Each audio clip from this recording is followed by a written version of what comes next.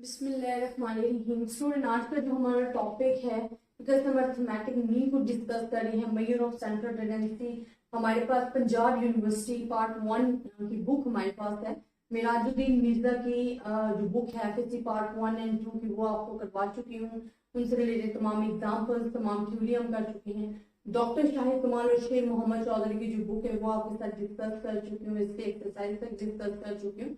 अब जो हम पढ़ रहे हैं पंजाब यूनिवर्सिटी की बुक है जिसमें हम वेटेड मीन के एग्जांपल्स पढ़ेंगे।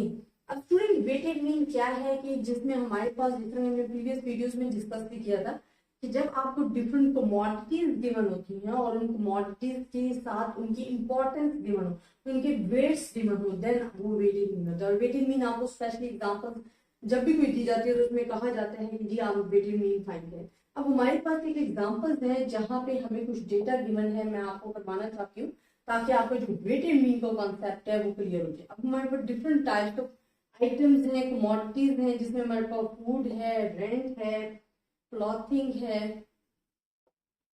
फ्यूल है एंड अदर आइटम्स हैं। ये हमें क्वेश्चंस में ही गिवन है।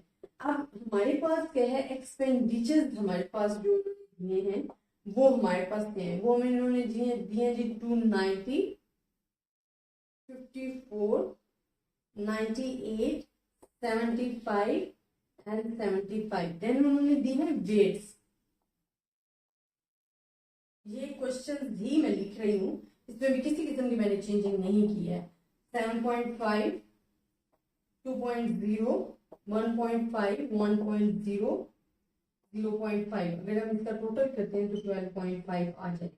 स्टूडेंट, ये हमें टोटल क्वेश्चन गिवन है जो कि मैंने आपके साथ डिस्कस किए। वो आपको कह रहे हैं कि जी आपने फाइंड करना है वेटेड मीन।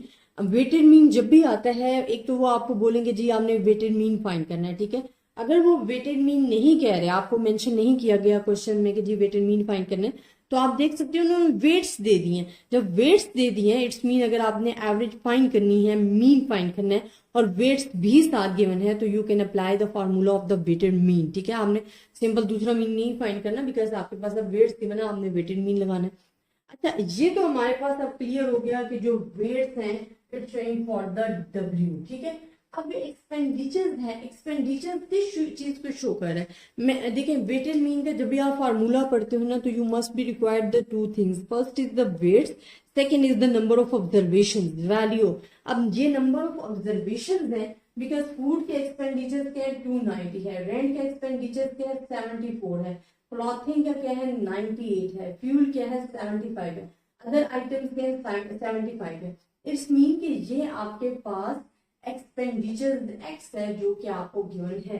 अब वेटेड मीन फाइंड करने का अगर मैं फार्मूला लिखती हूँ तो वो हमारे पास होता है sum of W X and divided by sum of W. अब डब्ल्यू क्या है, वेट्स है। यहाँ पे हमने सिर्फ और सिर्फ एक चीज अप्लाई करनी है। हमें वेट्स का सम तो गिवन है जो कि हमने किया, हमारे पास 12.5 आ गया।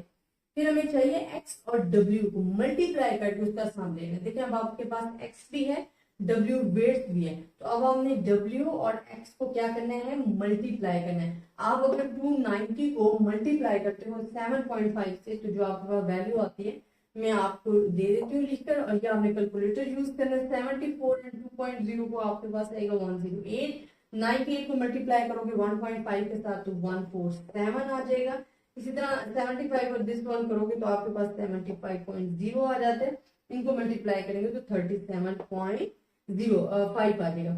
अब जब इसे ऐड करोगे, बिकॉज हमें सम चाहिए ना, इनका सम ऑफ डब्ल्यू एक्स का सम चाहिए, तो हमारे पास आ जाएगा 2.5। अब यहाँ पे मेन चीज क्या है कि वेटेड अर्थमेटिक मीन जब भी आप कर रहे हो या आपको कहा गया है कि जी हमें वेटेड अर्थमेटिक मीन फाइंड करना है, तो आपका फार्मूला अच्छे तरीके से क्लियर होना चाहिए, आपके फार्मूले में मिस्टेक नहीं होनी चाहिए।